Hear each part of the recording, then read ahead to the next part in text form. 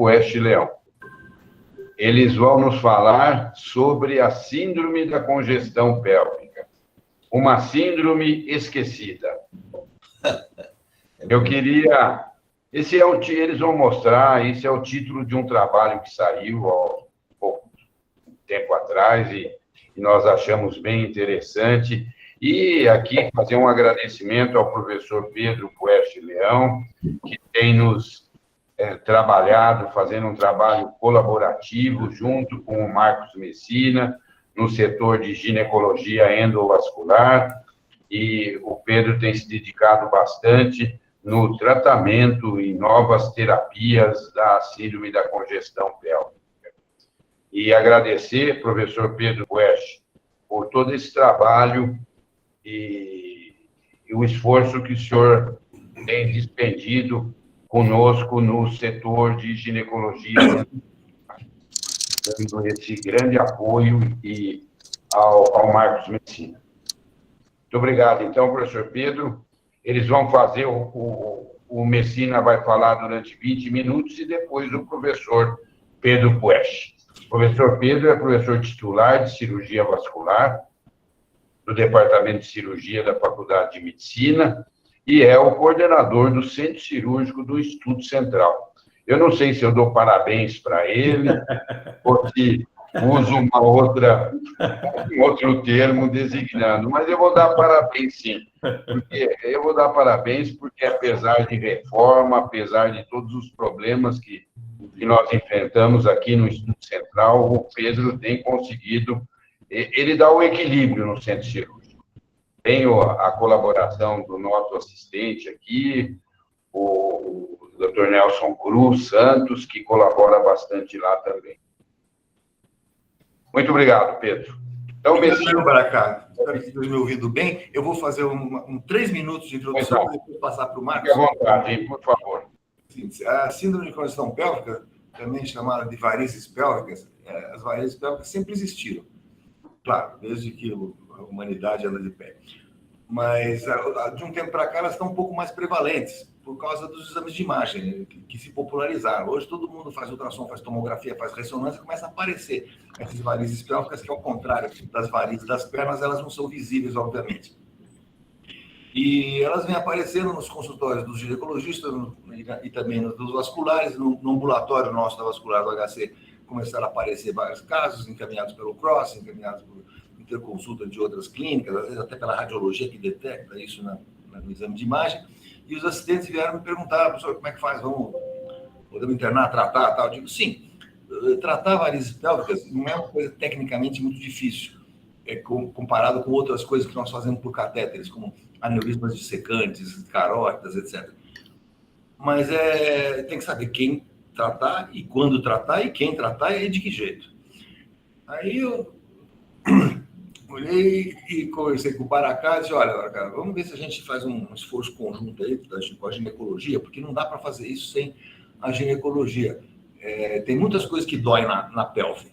As varizes pélvicas, elas podem ser extremamente sintomáticas, como o Marcos vai mostrar, infernizar a qualidade de vida dessas moças, mas também podem ser assintomáticas, e às vezes a dor pode ser de outra coisa. Assim como na perna também, a pessoa que tem varizes pode dar complicações enormes, mas muitas pessoas têm varizes na perna e tem uma dor na perna que não é das varizes, também tem muita coisa na perna que pode doer.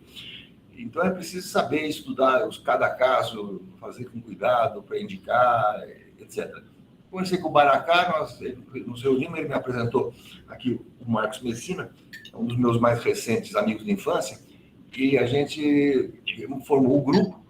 O grupo é um ambulatório que funciona todas as terças-feiras, e ele é composto na cirurgia vascular, eu, o Walter Campos e o Vinícius Bertoldi, a ginecologia, o Marcos Messina. Isso se explica pelo valor das pessoas, quer dizer, um ginecologista vale mais ou menos 3 vasculares, né?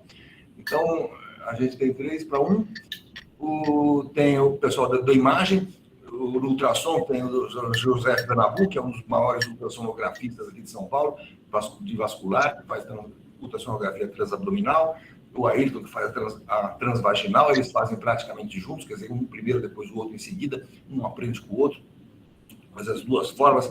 Na tomografia, o Thiago Vieira, da radiologia do INAD, estuda, consegue, tem protocolos para ver as varizes pélvicas. A ressonância, o André Albuquerque faz um trabalho incrível de imagem e consegue não só ver as varizes, como ver os fluxos de sangue para baixo. Ainda temos a psicóloga Débora Yumi, que trabalha conosco, ela faz entrevista com as pacientes sobre anamnese de sexualidade e também faz a qualidade de vida antes e depois do tratamento, para avaliar, para a gente saber o que a gente está fazendo, o que a gente está ganhando, o que as pacientes estão ganhando e assim por diante. Então, formou-se esse grupo, perguntaram, quer faz na vascular ou na gineca esse ambulatório? Eu disse, Baracá, vou fazer na gineca, porque é lá que as pacientes têm acesso, onde é um ambiente preparado para receber mulheres, etc., muito melhor do que na vascular. Então, nós fazemos toda terça-feira na ginecologia, nós vamos lá, o pessoal da ginecologia do ambulatório foi extremamente atencioso conosco, nos recebeu muitíssimo bem, e o grupo está funcionando muito bem, já faz mais de um ano, né? Faz uns 2 anos, né, Marcos? 2 anos. Claro que na pandemia deu uma parada, porque não é uma doença de emergência, e agora voltou e está indo bem. Então, essa é a história do grupo, e por isso eu agradeço muito a oportunidade de estar aqui hoje, porque eu pedi para o Baracá que nós queremos compartilhar com os colegas da ginecologia esse trabalho que a gente vem fazendo, que o Marcos vem fazendo, que esse grupo que está dentro da ginecologia lá funcionando, e que tem um trabalho muito importante, né? Tudo aquilo que começa a virar, toda doença que é muito importante, dá muito sintoma, mas, por outro lado, pode ter o risco de virar panaceia, é a hora que a universidade entra, né? Ela tem que entrar para fazer pesquisa, procurar a verdade, achar a verdadeira posição de cada diagnóstico, de cada tratamento e assim por diante. Então, a gente queria não só compartilhar, mas convidar também os colegas a opinar e participarem com a gente, com ideias, etc., sobre esse grupo. Então, dito isso, já falei os 3 minutos, eu passo para o Marcos, que vai apresentar, então, a experiência sobre a doença.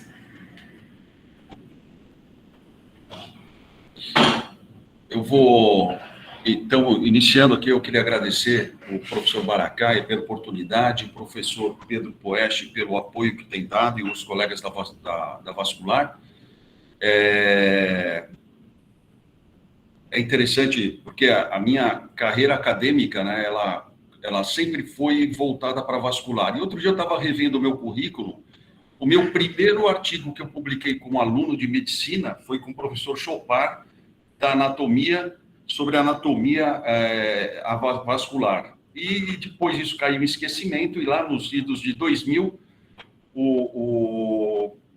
veio a oportunidade de trabalhar com embolização de mioma, e aí eu retomei a parte de vascular, e é o que vem acontecendo comigo. Eu tento sempre estabelecer uma equipe multidisciplinar em tudo que eu faço, né? E é muito interessante. Eu tive que rever vários conceitos de anatomia vascular, de fluxo. Eu tive quase que voltar para a Escola Politécnica da USP para estudar mecânica dos fluidos, né?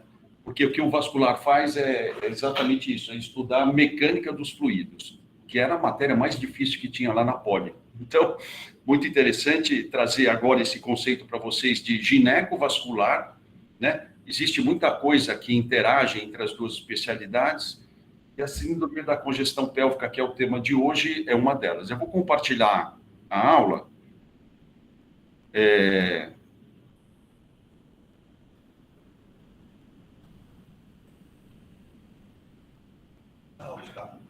Onde está?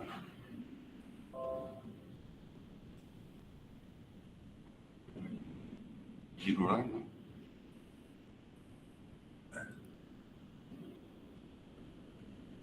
Onde está? Onde?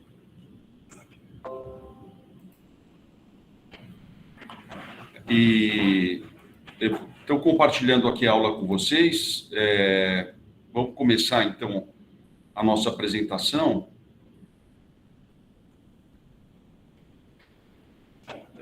Então, síndrome da congestão pélvica. Como o tema da aula é exatamente o tema foi levantado por esse artigo, né, que é muito elucidador, eu digo.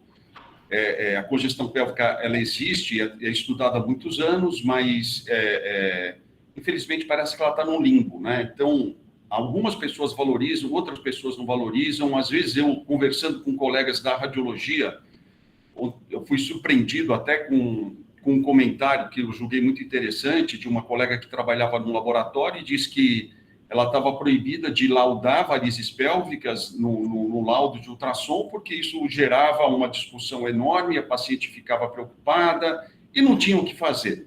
Então, é um tema que realmente deve ser abraçado aí pela ginecologia, é uma causa de dor importante, né? E envolve todo um contexto multidisciplinar, que é uma das coisas mais difíceis de se fazer em medicina, sentar numa mesa com vários colegas para discutir uma doença, mas muito estimulante. Então, eu, mais uma vez, agradeço a oportunidade, né, e vamos falar um pouquinho sobre congestão, né? E se a gente pegar na literatura, né, é frequente essa síndrome da congestão pélvica, né? Então, vocês veem que dor pélvica crônica tem uma incidência de 38 mil mulheres ano, né? E comparando com doenças bem prevalentes como a asma e a dor lombar, né? Vocês veem que os números estão mais ou menos equivalentes. Dessas pacientes com dor pélvica crônica, né? Por N possibilidades, N etiologias, 30% delas, elas são portadoras de varizes pélvicas, né? Então, isso suscita um contingente de pessoas, de mulheres muito grande, né? E é óbvio, não é porque elas têm as varizes que a dor é decorrente das varizes, mas uma avaliação criteriosa nesse momento é muito importante. Eu resolvi fazer aqui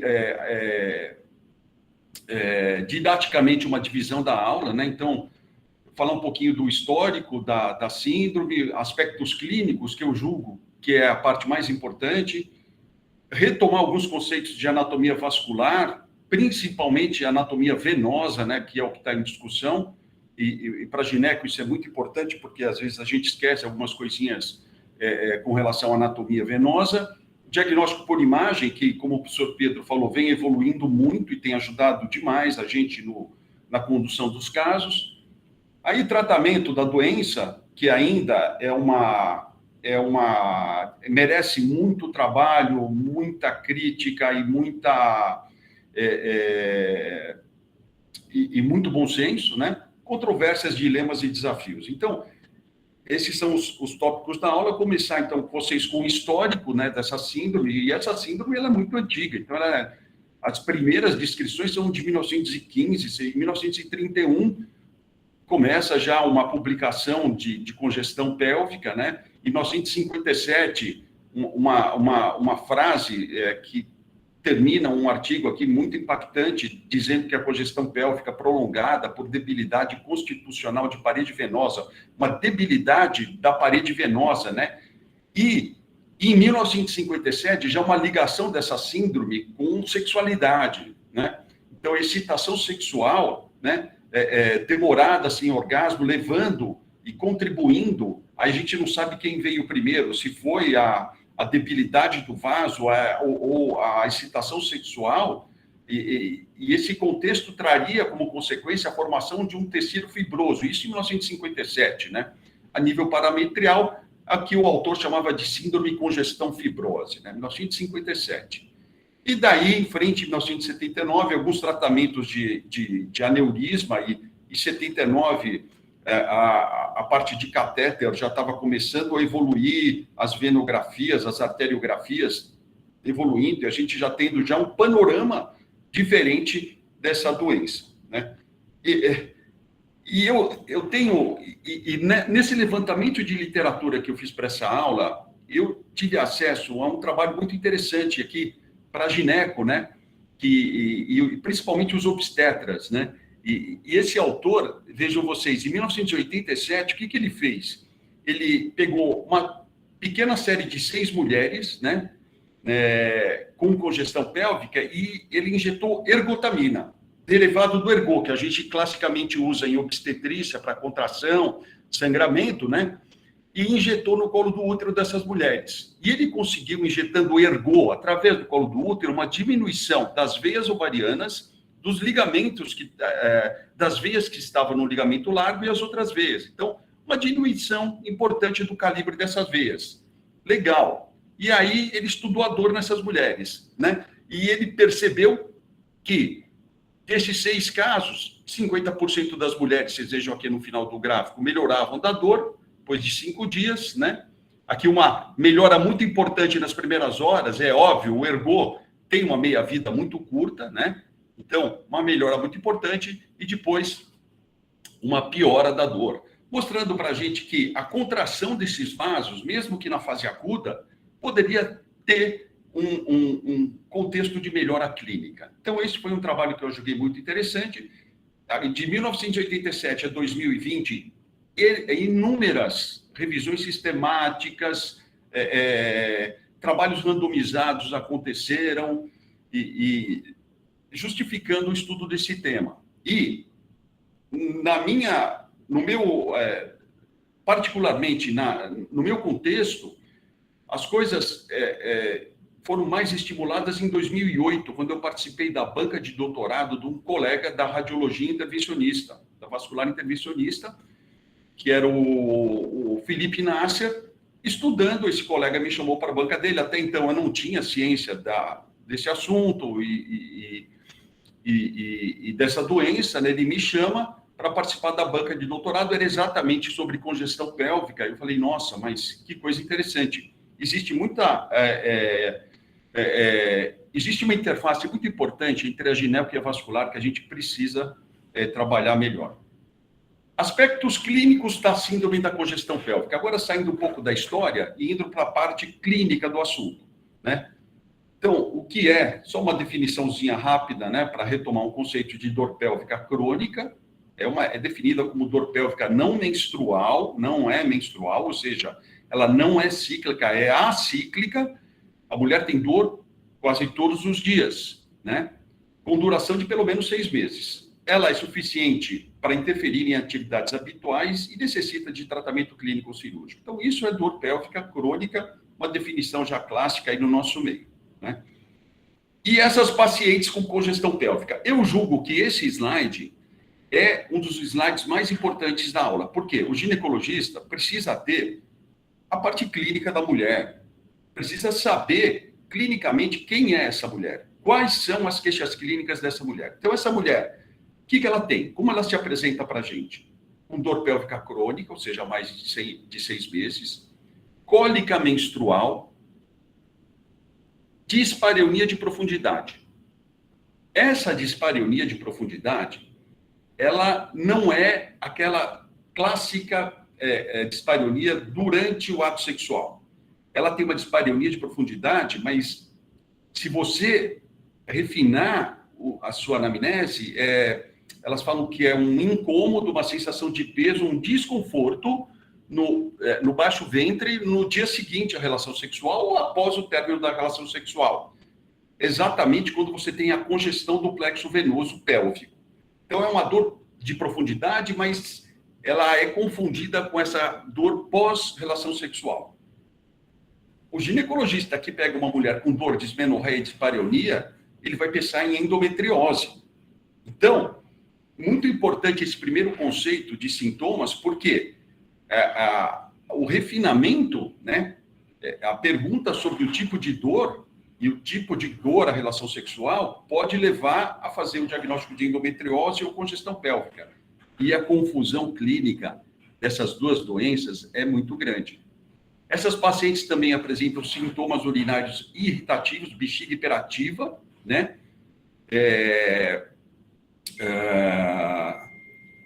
A gente vai ver para frente uma das causas de congestão pélvica, que é a compressão da veia renal, levando a microhematúria. Então, microhematúria também, às vezes a gente se surpreende com o exame de urina, né? Com microhematúria e na investigação há uma compressão da veia renal. Sensação de peso em baixo ventre. Muito importante, a piora da dor na posição ortostática. Então, se você pergunta para a paciente, como é essa dor? Ela piora no final da tarde? Ah, é verdade, ela piora no final da tarde. Ela melhora de manhã quando você... Ah, sim, ela melhora de manhã. No fim de semana, quando você não trabalha, essa dor é melhor. E quando você faz esforço, atividade física, faz muita atividade do lar, tal, piora a dor? Piora. Então, é uma dor de congestão. Assim como dor membros inferiores em paciente com varizes, as varizes pélvicas se comportam da mesma maneira. uma dor em posição ortostática, uma piora na posição supina, né? E presença em varizes de membro inferior. Aqui, nesse estudo, fala que 50%. Eu vou falar para vocês que como é importante a gente ter um ambulatório e poder acompanhar as pacientes, né? E eu lá com o pessoal da vascular, a gente fala assim, meu Deus do céu, são todas as pacientes muito novinhas, faixa etária de 20 a 30 anos de idade, que não tem varizes. Mas na literatura, algumas pacientes aí com varizes de membro inferior, a prevalência aí está quase um cara ou coroa, 50%. Então, esse slide configura, na minha opinião, o mais importante. Porque as pessoas falavam assim para mim, congestão pélvica como causa de dor é um diagnóstico de exclusão. Não sei. Eu acho que se você refinar a parte clínica e você fazer uma anamnese muito bem feita e direcionada, eu consigo sair da exclusão e colocar a congestão no devido lugar e com uma propedêutica mais direcionada. Esse trabalho, vocês me desculpem aqui o tamanho da tabela, eu odeio apresentar tabela muito grande, né? Mas eu vou resumir para vocês. Ele é que nem o índice de Apgar, que vai de 0 a 10, né? Então, esse autor, ele colocou 1, 2, 3, 4, 5, 6 sinais ou sintomas e deu nota de 0 a 3, né? Então, por exemplo, essa paciente tem dor, né? Congestão pélvica por mais de 6 meses, tirado por uma história. 0 se for menos de 3 meses. Nota 1 de 3 a 6 meses. Nota 3 mais do que 6 meses. Aí sintomas de severidade. Cólica menstrual, dor à relação sexual e dor após ficar longo período em pé. Né? Por escala visual analógica de dor. 0 para nada. 1 para presença e 2 se a paciente tem essa dor em posição supina. E aí vai, né? Presença de varizes por exame clínico, anatomia das veias pélvicas por ultrassom, dilatação de veia ovariana por ressonância, né? Refluxo nas veias por ultrassom. Aí você dá as notas e, no final das contas, olha que interessante. A dor é de congestão pélvica? Se for uma nota menor do que 10, muito provavelmente não. De 10 a 14, moderadamente sim, e acima de 15, essa nota muito... a chance de ser a dor por congestão pélvica é muito grande. Então, é uma tabela, é uma revisão sistemática de um assunto, né, que traz aí um norte para a gente poder trabalhar com esse tema. Outra coisa muito importante com relação ao nosso meio. Eu vou falar para vocês três situações anatômicas venosas da pelve da mulher, que são muito importantes. Primeira situação, anatomia das veias ovarianas. Então, você vê aqui, ó, a veia ovariana esquerda e a veia ovariana direita. A veia ovariana esquerda drena onde? Na renal esquerda, e a veia ovariana direita drena na cava, né? Notem vocês aqui o ponto de deságue. A drenagem da veia ovariana esquerda, ela é quase em ângulo reto com a veia renal esquerda. Ela é pouco fisiológica. Então, muitas pacientes têm, primariamente, uma dificuldade do retorno venoso da veia ovariana esquerda para a renal por ser uma drenagem em ângulo reto, diferente da direita, quando você tem um ângulo aqui de 30 graus. Então, é uma drenagem mais fisiológica. Essa drenagem da veia ovariana esquerda, não fisiológica, ela pode levar a um engorgitamento dessa veia, né? E uma disfunção das válvulas da veia ovariana primária. Então, primariamente, essa paciente tem uma doença da veia ovariana esquerda. Essa veia fica super dilatada porque o deságue dela é muito ruim. Então, é muito importante vocês entenderem isso, porque depois, na hora do tratamento, a gente vai retomar esse conceito. Então, anatomia da veia ovariana. Só que do lado esquerdo da mulher, tem isso, essa veia ovariana esquerda, tem uma outra confusão, que é uma síndrome que chama síndrome de Cockett. May-Turner, né? O que é isso? Aqui na região da pelve da mulher, a artéria ilíaca direita, né? ela comprime a veia ilíaca esquerda contra a coluna. Então, notem vocês aqui, ó, artéria ilíaca direita, esse é o ponto de compressão, e a veia ilíaca esquerda, né, comprimida contra a coluna. Aqui, uma imagem coronal, vendo aqui a veia ilíaca esquerda apertada contra a coluna. Isso dificulta o fluxo do sangue e, invariavelmente, leva a uma congestão pélvica. Então, esse é um ponto de compressão muito importante e que pode justificar a congestão pélvica em algumas mulheres. E a terceira confusão que existe aqui na anatomia vascular venosa é relacionada a uma síndrome que se chama Nutcracker, quebra-nozes. Nutcracker. O que é isso, pessoal? Isso aí é o seguinte, a aorta, né? Então, vezes você, a aorta tem um ramo que se chama mesentérica superior e a veia renal esquerda, ela passa exatamente nesse ângulo, entre a aorta e a mesentérica superior, passa no meio desse ângulo. Se esse ângulo for muito fechado, né, há uma compressão da veia renal.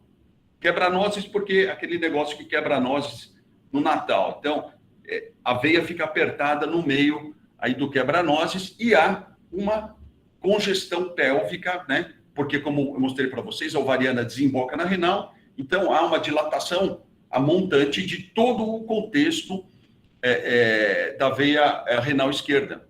Olha aqui, então, a veia renal esquerda passando entre a mesentérica superior e a aorta e apertada, né? Aqui o corte coronal, no exame de imagem, um esqueminha, vocês vejam que ela está super afilada.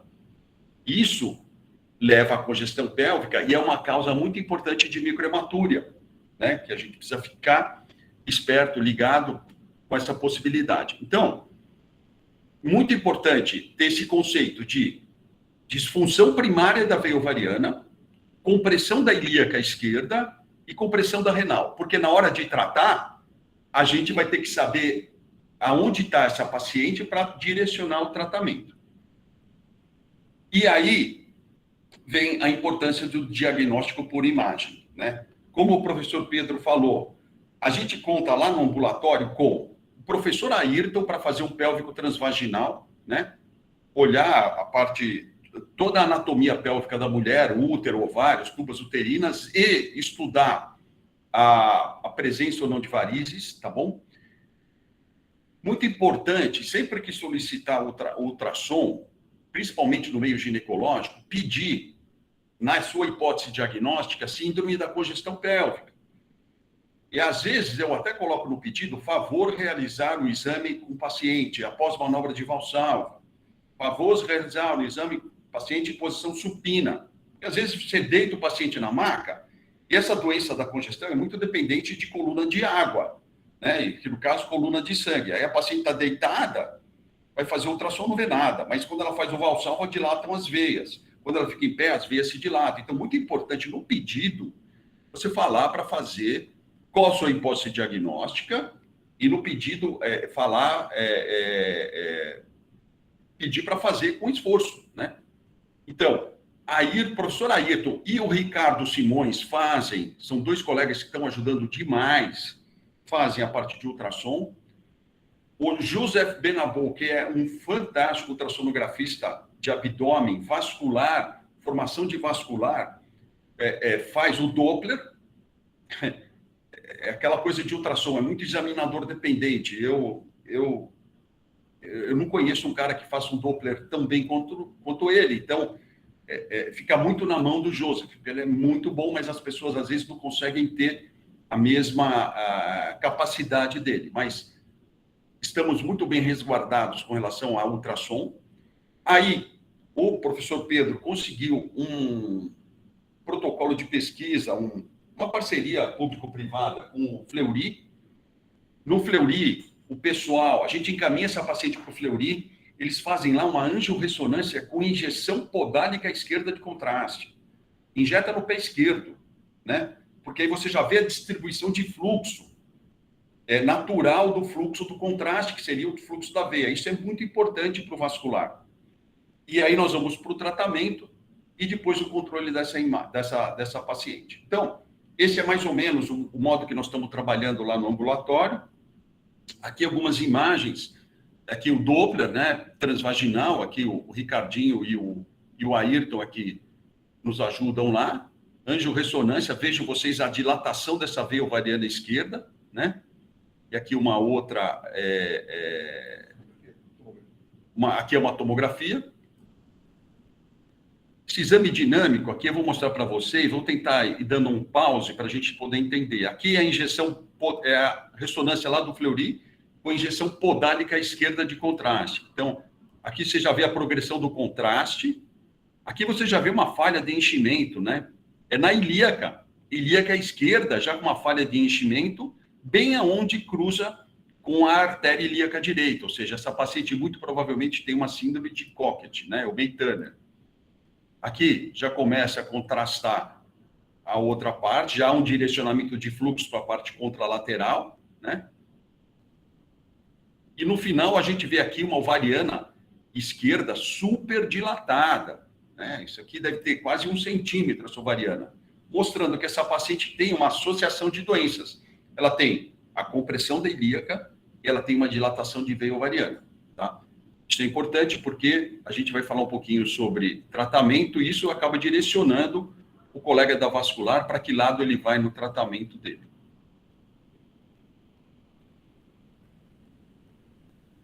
Após a angiorressonância, normalmente o exame de eleição aí é feito pela vascular, é uma venografia, né? E a venografia ela pode ser diagnóstica e terapêutica, né? Você já pode ir armado para a sua venografia. Quando você posiciona o catéter na renal e não tem refluxo na veia ovariana, é que a válvula está competente. Então, essa paciente, vejam vocês, ela está com a válvula competente, não há refluxo. Entretanto, se você posiciona o seu catéter na origem da ovariana, injeta o contraste desce na venografia, quer dizer que essa veia ovariana está incompetente. Numa situação dessa, o colega da vascular já consegue tratar essa veia, se for o caso. Então, a venografia, ainda hoje, é o padrão ouro de diagnóstico e tratamento. Ainda bem que eu estou do lado do professor Poeste, que se eu falar uma besteira aqui, ele aperta aqui meu calcanhar. Mas a venografia hoje ainda é. Talvez a angiorressonância, aí, muito bem feita, a gente consiga dados que nos ajudem, né, a já ir armado para a venografia, né? Com relação ao tratamento, aqui é uma grande confusão, né? Porque a literatura, ela, infelizmente, ainda está encaminhando, mas a nossa função aqui na escola, como disse o professor Pedro, é fazer a coisa aqui com evidência e dar uma característica científica para tudo, né? Aí o tratamento, ele vai desde o clínico até o tratamento cirúrgico, né? O microcirúrgico. O clínico, que está um pouco na mão aí do gineco, o que eu levantei em literatura? 3 opções. Venotônico, que não funciona. Progestagênio, que tem um comportamento bem interessante, e o análogo, né? Então, aqui vocês vejam uma revisão sistemática também, mostrando aqui que há uma melhora do padrão de dor, né, depois de 9 meses, no final do tratamento, aqui o grupo progestagênio sempre é melhor do que o grupo placebo, né? Entretanto, aqui ganho de peso, os efeitos dos progestagênios colaterais, a gente tem que pagar com o custo deles, né? Mas com relação à dor, os progestagênios, eles apresentam um padrão aí de melhora interessante quando comparados ao placebo, né? Trabalhos comparando gozerilina, análogo, com progestagênio, a gente nota também nessa mesma revisão sistemática uma superioridade do análogo. Entretanto, o análogo a gente sabe que não pode ser usado por muito tempo, né? Então, a gente tem esse limite de tempo aí, que a maioria das vezes vai até 6 meses, 2 ampolas trimestrais, depois muito efeito colateral. Então, eu até tive a oportunidade de ver também um trabalho sobre o Implanon mostrando aí bons resultados, né? Esses tratamentos clínicos, eles têm uma boa, e você vai na literatura, você vê, eles têm uma boa o bom resultado quando a origem do problema não é compressiva, não é nem um Maytanner, nem um nutcracker. Quando é uma coisa constitucional. Quando tem a compressão, esses tratamentos não são tão, não tem essa resposta tão boa.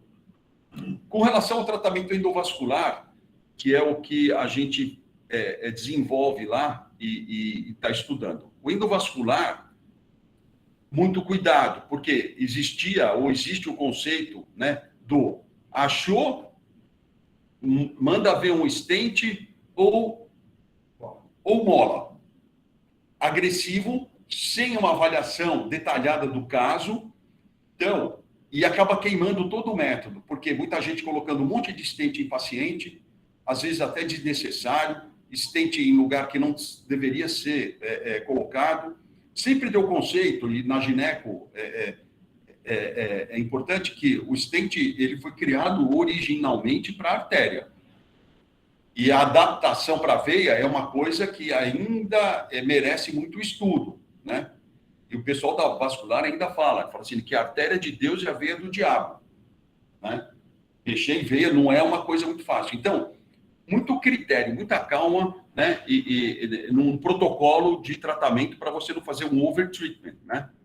E nos Estados Unidos tem esse termo, eu não sei se é nessa hora da manhã, posso falar, vomit, né? O pessoal usa esse termo lá. O que quer dizer esse vômito? As vítimas da tecnologia.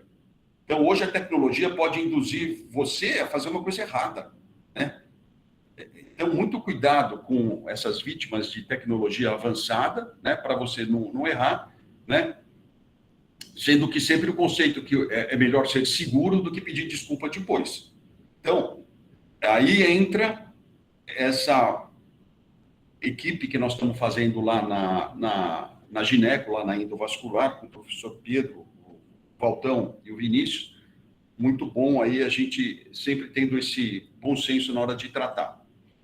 E, voltando lá na anatomia da veia ovariana, que eu mostrei para vocês, quando ela é dilatada, sem compressão, a gente emboliza a veia. Coloca essas molas de titânio, emboliza a veia. Então, esse é um tratamento legal. Na literatura, vocês vejam, ó, escala visual analógica de dor. Várias revisões sistemáticas, né, mostrando aqui uma melhora importante da característica da dor nessas mulheres. Então, embolizar a veia ovariana nas pacientes que têm uma doença primária dela, excelente. Nas pacientes que têm a compressão da ilíaca, hoje nós estamos com uma tendência, né, a colocar um stent. Depois o professor Pedro vai responder aí as perguntas que vocês fizeram, ou tiverem as dúvidas com relação a isso. Mas a tendência hoje é colocar o stent, desobstruir essa veia ilíaca, permitindo um retorno venoso melhor. E para o nutcracker, aí já é uma cirurgia aqui, uma incisão semelhante à do apêndice, mas na fossa ilíaca esquerda, é retroperitoneal, você joga a veia ovariana esquerda na ilíaca, faz uma anastomose, aí você deriva o fluxo, você permite que a drenagem da veia renal esquerda seja feita, passe aquele ponto de compressão, né? E seja uma coisa mais fisiológica. Então, aqui o Doppler mostrando a anastomose. Então, a gente tem alguns casos, já depois o professor Pedro pode falar alguma coisa sobre essa derivação. Colocar stent em veia renal é uma super discussão. A veia renal é muito curta, o stent não agarra nela, a aorta mesentérica pulsando em cima dela, ou seja, não sei se o stent tem uma vida útil boa para aguentar, são pacientes jovens, então, muita discussão, congressos, a gente ainda tem um pouco de dificuldade em entender essa possibilidade. Então, a derivação parece uma alternativa interessante. Já indo para o final agora, pessoal, com relação a controvérsias, dilemas e desafios. Aí, é mais voltado para gineco mesmo. E eu, como gineco, eu às vezes, eu tenho essas dúvidas e queria compartilhar com vocês. E são 3 situações específicas. A primeira é a gente voltar no conceito da tríade de Virchow, né? que é relacionado à trombose. Quando eu vejo o gineco hoje falando sobre trombose, pílula anticoncepcional, reposição de hormônio, eu vejo o gineco estudando muito a parte de hipercoagulabilidade, né? Muito. Então, fator 5 de Leiden, mutação de não sei das quantas, cascata de coagulação. E eu vejo pouquíssima gente falando sobre um tema importante na trombose, que é a estase. Então, quem fala que essa paciente poderia ter uma compressão de veia ilíaca e uma estase que favoreceu a trombose naquela mulher usuária da pílula anticoncepcional, né? Então, a estase, ela tem que ser valorizada, né? E a tríade de Virchow fala isso, né? Então, primeira coisa, valorizar a estase como causa de trombose, né? Segundo, olha que interessante, esse lado esquerdo da mulher tem 2 pontos de compressão, né? O nutcracker, quebra a veia renal comprimida, e a ilíaca. E aí você vai nos trabalhos de literatura, 70% das TVPs em mulher grávida ocorre no membro inferior esquerdo, né? E na não grávida também. A maioria das TVPs é no membro inferior esquerdo. Então, muita atenção, né? Às vezes as pacientes chegam lá no consultório com uma suspeita de congestão pélvica. Se você pegar uma fita métrica e medir o tornozelo dela, a perna esquerda, o diâmetro da perna esquerda é sempre maior que da perna direita. Então, há uma congestão, né? Então, muita atenção com relação ao assunto estase e trombose. As pessoas me criticam um pouco lá no meio da vascular, dizendo que se eu fizer um exame de imagem numa paciente, eu vou ter uma chance enorme de achar varizes pélvicas em mulher assintomática, e que se tratar isso, eu estou fazendo um overtreatment, uma coisa absolutamente desnecessária. E os estudos são todas em doadoras renais, que a gente faz lá uma tomografia, faz, às vezes, até venografia para estudar se o rim está bom e tal. Mas eu falo para eles que o ponto de partida não é o exame de imagem. Eu não trato o exame de imagem, eu trato o paciente. O ponto de partida é a dor. Aí o pessoal fica, então tá bom. Por quê? Tratar exame de imagem, você vai tratar muita paciente que não precisava ser tratada. E a terceira coisa que eu queria falar para vocês é com relação à endometriose. Então, vários trabalhos mostrando aqui, olha, endometriomas são mais frequentes no lado esquerdo. A predisposição do lado esquerdo para endometriose e endometrioma, né? E agora o professor Paulo Airosa também mapeou os endometriomas e demonstra no trabalho dele, que foi recentemente publicado, que o endometrioma ele é mais frequente do lado esquerdo. Muito interessante, né? Varizes pélvicas, congestão pélvica, compressão e endometriose do lado esquerdo, sem contar a clínica dessas pacientes, que é muito semelhante, né? E aí vem esse autor, ele solta um trabalho falando que a prevalência de veias ovarianas, estudando a prevalência de veias pélvicas, veias ovarianas em pacientes com endometriose, mostrando que em pacientes com endometriose, nós temos um N maior de pacientes com endometriose e veia ovariana maior do que 5 milímetros, né? Uma diferença estatística em mulher com e sem endometriose, mostrando aqui um N muito expressivo de pacientes com endometriose e veia ovariana maior do que 5 milímetros. E isso abre uma oportunidade para muita pesquisa, né? Aqui, um ultrassom mostrando a congestão pélvica e um endometrioma do lado esquerdo, né? Você vê alguns autores falando que o estresse oxidativo provocado pelas veias, ou seja, essa congestão pélvica, leva a uma concentração, né, de citocinas na região pélvica. E o ovário esquerdo está bem nessa região. Então, esse estudo, esse estresse oxidativo nessa região, né, é muito importante, porque pode levar a casos até de infertilidade ou endometriose, segundo esse autor, né? E esse outro autor, ele fala que um novo mecanismo de implicação relacionada à varicocele sugere uma ação dessas veias dilatadas no desenvolvimento de endometriose. Abre aqui uma janela de oportunidade para estudo muito importante. Eu tenho discutido bastante isso com o professor Pedro.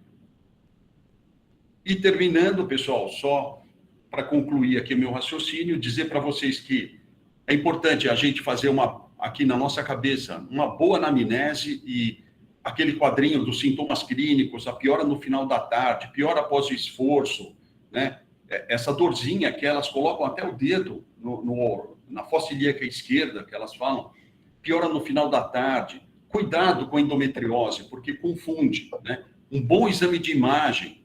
Agradeço mais uma vez o Ayrton e o Ricardinho. O professor Poesch aqui, o que eu tenho aprendido da parte de vascular lá, uma coisa que não tem preço, toda terça-feira no ambulatório. Tratamento, estão evoluindo bastante, existem sequências de tratamento, né, protocolos que a gente está utilizando. Difícil falar numa aula de meia hora, mas as coisas estão evoluindo bem.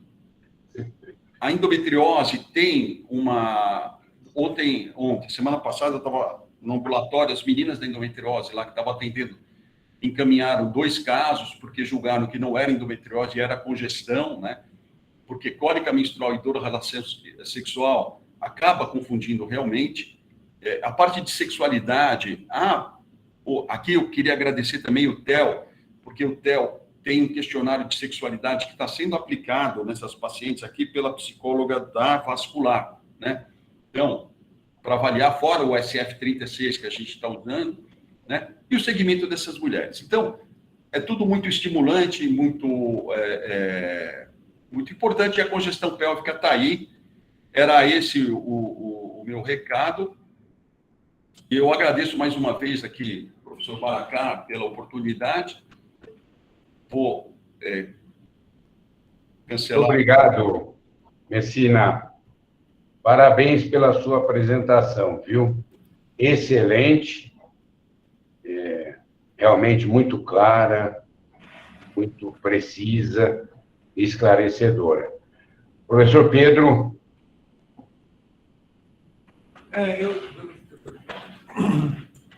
Obrigado, eu também achei muito boa. A gente estava querendo mais também um pouco ouvir. Como vocês viram, o assunto é bastante difícil, né, do ponto de vista clínico. Do ponto de vista anatômico, as coisas são bem estabelecidas.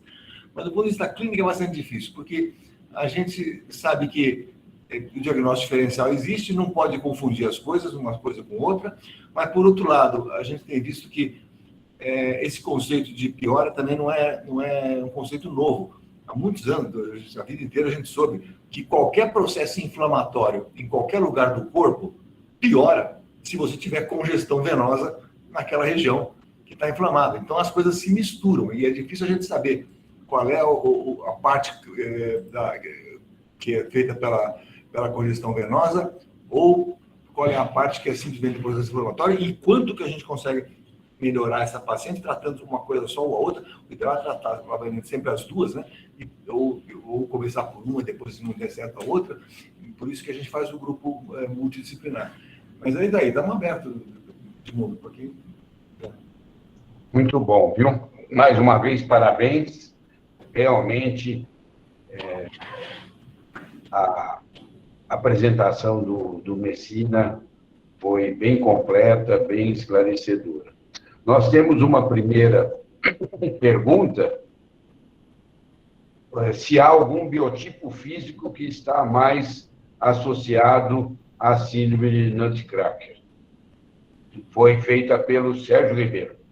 Além de parabenizá-lo, Messina. É lógico, né? Marcão, parabéns. O biotipo físico não tem, não, mas ela está relacionada um pouco com o IMC. Isso. As pessoas que têm maior obesidade, a pressão abdominal sobre a mesentérica superior tende a ser um pouco maior. Mas ela acontece em todos os tipos de biotipos. Posso só comentar, professor? Eu ouvia, enfim, que as pacientes mais magras não teriam um coxim gorduroso que protegesse ou dificultasse a compressão das estruturas venosas. Então, pacientes longilíneas mais magras poderiam ter uma chance maior de ter a compressão e desenvolver o nutcracker. Isso tem algum sentido? Tem sim. A gente tem de diferenciar aquelas que são muito, muito magras e que não têm esse coxim, e por outro, elas têm essa propensão. Agora, por outro lado, aquelas que são muito obesas, principalmente a obesidade abdominal, que gera aquele abdômen globoso, aí ao contrário, as vísceras começam a comprimir a artéria mesentérica. Nesse sentido, tem um trabalho muito interessante do pós-graduando nosso, que eu fui orientador, que é o Felipe Ribeiro, que publicou no Journal of Vascular Surgery. Ele estudou 300 angiotomografias de pacientes sem doença nenhuma, assintomáticos, e mediu o ângulo aorto-mesentérico, da diâmetro da veia renal na passagem, etc., para mapear, e a diâmetro do ovariano, para mapear tudo isso. Como é que a gente acha tomografia de gente normal? Ninguém faz tomografia em gente que não sente nada, né? Mas tem uma especialidade que faz tomografia em quem não sente nada. É o sujeito que vai doar rim. O doador de rim, ele é uma pessoa sadia, por definição, senão ele não estaria doando. E ele não sente nada, mas tem que fazer uma angiotomografia antes de doar o rim. Então, a gente pega essas tomografias que estão lá no acervo do hospital e analisa. É um trabalho bastante interessante. Legal, obrigado. Obrigado. José Maria, por favor.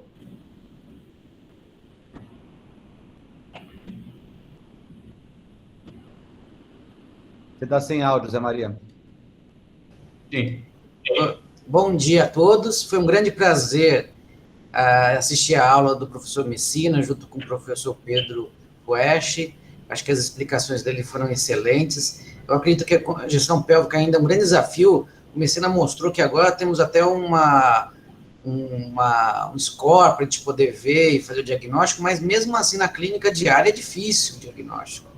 Agora, a minha dúvida é o seguinte: o que está vendo de novo para tratamento de congestão pélvica? Eu queria saber mais sobre a aplicação de laser ou de novas tecnologias. Vocês teriam alguma coisa que vocês poderiam falar a respeito das varizes pélvicas? Ou ainda é ficção científica? Maria, a gente considera o tratamento endovascular já como científico.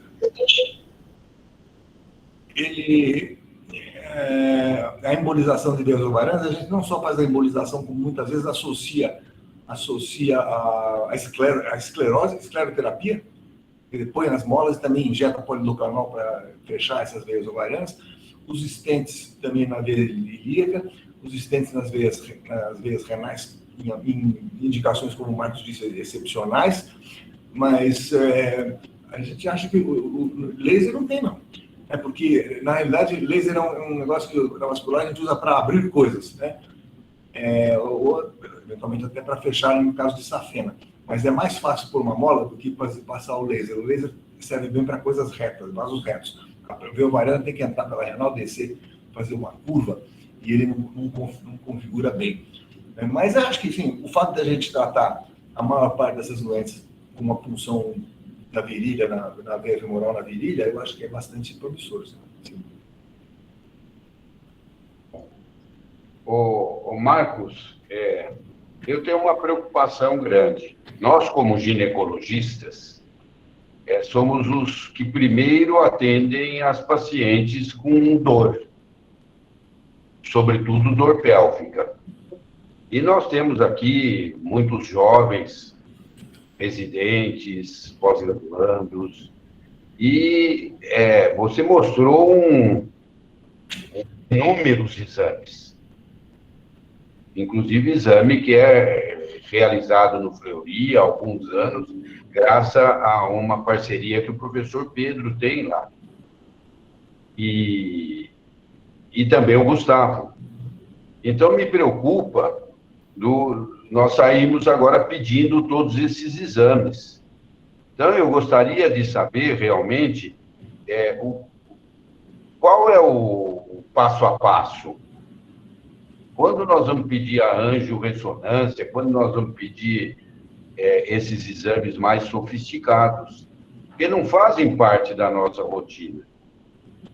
E também a indicação desses procedimentos cirúrgicos endovasculares, que também não é a primeira opção terapêutica. Então, isso me preocupa muito, sabe? Você mesmo mostrou a equipe multidisciplinar que participa junto com você no setor de ginecologia endovascular. Eu acho que nós somos o único serviço que tem um setor de ginecologia endovascular no Brasil, você sabe disso. Eu não conheço nenhum outro. Então, assim, agora eu queria uma resposta bem objetiva, por favor, que nós já quase 9 horas, ainda depois o professor Nilson vai falar. Eu vou pedir para ele comentar também, Nilson, se você puder, sobre o progestagênio no tratamento dessa, como o Messina mostrou, e eu gostaria, porque parece um pouco paradoxal. Eu gostaria de aproveitar a expertise do professor Nilson Mello, que está ali balançando a cabeça. Então, por favor, mas de modo bem objetivo, Messina, para a gente... Objetivamente, professor... 10 minutos de reunião. Tá, objetivamente, o que a gente precisa é focar na parte clínica. Porque quando você atende uma mulher no ambulatório com dor, ter dor é uma tragédia, é muito ruim. Então, o que você tem que propor à paciente inicialmente fazer uma boa avaliação clínica, né? Então, clinicamente, você determinar se essa paciente tem essa dor ou não, não esquecer das outras causas de dor, mas a parte clínica é o mais importante. As outras perguntas, professor, esse estudo que nós estamos fazendo, tratamento, point-stent, no point-stent, a angiorressonância, a gente pretende responder isso daí. Sim. Tá bom? Então, assim, eu acho que a resposta vem em breve, mais algum tempo aí, se a gente tiver mais alguns casos lá, a gente pode responder isso com muita seriedade. Perfeito. Então, eu acho que foi muito bom você colocar isso. O professor Pedro falou, a pandemia atrapalhou muito, nós ficamos 2 anos. Eu vou lhe passar a palavra, professor Pedro. Vou lhe passar. E talvez vocês pudessem fazer um trabalho de revisão para a gente divulgar antes de ter todos esses resultados, já fazendo um alerta. Vamos pensar nisso, inclusive, junto com o professor Pedro. Professor Pedro, por favor. Eu acho que, completando, o Marcos falou bem, o ginecologista vê a paciente com dor, faz uma anamnese boa, se a dor tiver, sugerir, pelas características da dor, sugerir esse quadro de congestão pélvica, ele pode pedir ultrassom, primeiro para começar, que é um não invasivo, ultrassom transvaginal, muitos ginecologistas até fazem, só precisa saber procurar, né?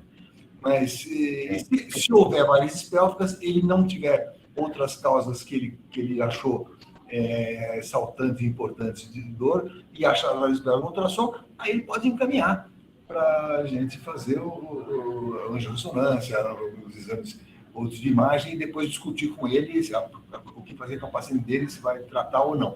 Agora, um ponto muito importante, você falou, Maracá, o ginecologista é o que primeiro vê a paciente.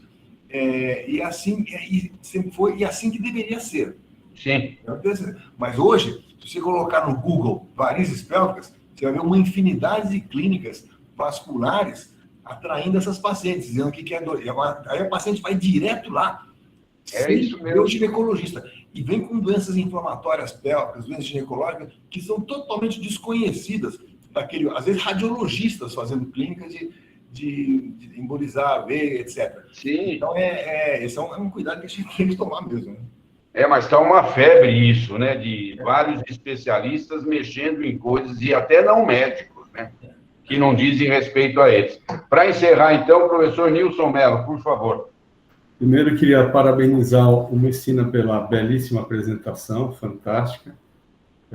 Também ao meu amigo Quest Leão, pela colocação e por considerar mais um especialista de uma outra área que considera realmente o ginecologista como clínico geral da mulher, e assim o é no Brasil e na América Latina, né? As mulheres chegam para nós.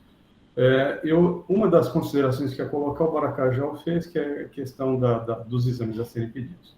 Acho que a gente tem que tomar muito cuidado também, de que muitas vezes, a não ser o psiquiatra, em geral, não se trata sonhos, né?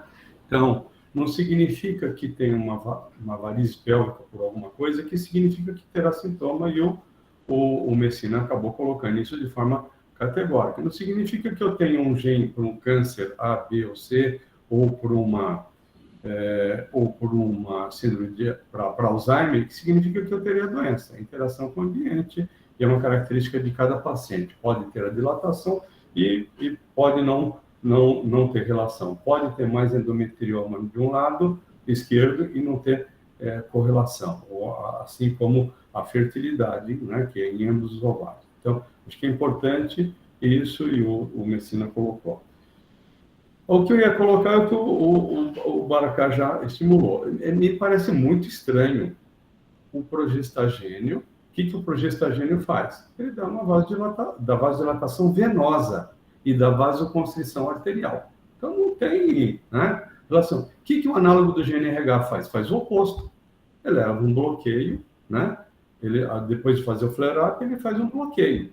E aí, o que acontece? O que acontece na mulher na pós-menopausa? Diminuição, né? Diminuição principalmente arterial, né? Então, não tem relação. E quando você compara ainda o análogo com o progestagênio, aí fica mais incongruente ainda, né? Na minha ótica, né?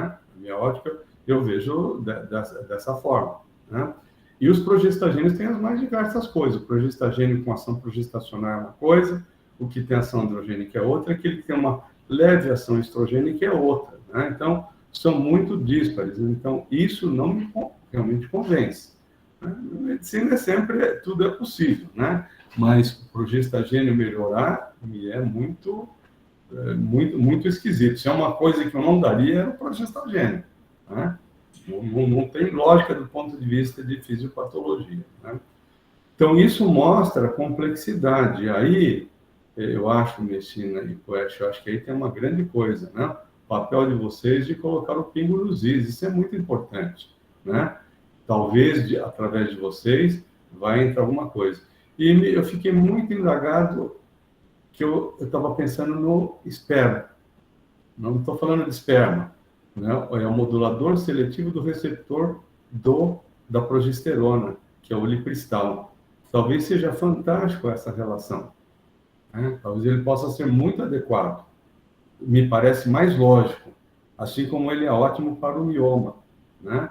Então, me parece uma coisa fantástica. E, se quiser, podemos conversar. O problema é obtê-lo, mas a Gideon Richter está entrando no Brasil, né? Então, acho excelente, uma aula magnífica. Eu estudei muito essa área logo depois da residência, portanto, faz muito tempo. O livro do Renaer era meu livro de cabeceira, Chronic Pelvic Pain, em que ele relatava muito a questão da congestão pélvica. E por Poet, só para terminar, uma pergunta, Poet. Eu tenho visto algumas pacientes, e vi agora uma na segunda-feira, há 2 dias, que ela tem varizes pélvicas. Ela relata que depois de ter feito a cirurgia, principalmente a cirurgia de varizes, e a principal foi na perna esquerda, ela passou a ter, quando tem orgasmo, ela tem uma dor muito intensa durante o orgasmo. E me chamou a atenção sobre isso. Eu já sabia que a congestão pode levar à dor, mas o fato dela fazer a cirurgia, né, que me chamou bastante atenção sobre isso. É o segundo caso que eu vejo. Um faz uns 2 meses e vi nessa segunda-feira. Queria a sua opinião. Nilson, bom, eu não legal ouvir isso, eu não tinha essa ideia, não sabia disso, quer dizer, dor após o orgasmo. Mas o fato é que toda essa coisa venosa, ela é interligada. Ou seja, você tem varizes, você tem uma congestão venosa no membro inferior. Ela pode fazer... Quando tem uma obstrução venosa, como no Nutcracker, que é muito comum, desculpe, no May Turner, o Cockett, o May Turner, que é muito comum, forma sempre circulação colateral. O sangue acha um lugar para ir. Certo. Se a circulação colateral for eficiente, e ele achar um bom caminho para drenar, a perna às vezes não tem sintoma nenhum, ou tem umas varizezinhas e tal. Mas essa circulação colateral, ela é eficiente para drenar o sangue, mas ela drena através de dilatar essas veias colaterais e fazer varizes para poder drenar, compensar um estreitamento. Às vezes você tira uma varize e aumenta o fluxo pela outra, que vai fazer a circulação colateral por outro lugar, às vezes pela veia ilíaca interna, pela hipogástrica. Então a pessoa está a natureza tentando se adaptar, mas adaptar às custas de congestão pélvica, dilatação de veias colaterais e varizes. Você tira da perna e varizes dentro da pelve. Então, isso a gente estuda. Isso aí com flebografia, que é um exame falam que é invasivo. É invasivo, não é muito pouco invasivo. Hoje em dia tem uns catéteres finíssimos, você põe na veia femoral e faz. E vai tentando achar esse fluxo aí para ver onde é que está acontecendo. Muito bom. Obrigado. Muito bom. Parabéns mais uma vez, Messina, professor Pedro Poeschi. E vamos já deixar combinado para daqui um ano, né, Nilson? Com resultados do trabalho de vocês. Combinado. Tá bom? O Pedro me lembra, hein, Pedro? Lembro, sim. Vamos ver se a gente arruma o Ulipristal também, Baracá. Oi? Vamos ver se a gente consegue arranjar o Ulipristal, que é seria muito bom. Muito bom. Seria fantástico. Seria muito bom. É um O Ulipristal. Então tá bom. Messina, estou lhe aguardando aqui, hein? 8 vezes, hein? Por favor. Subindo. Um abraço para vocês. Um abraço. Um bom fim de quarta-feira, se Deus quiser. Boa Páscoa para todos. Obrigado a todos pela presença. Vamos encerrar a reunião. Feliz Páscoa, pessoal.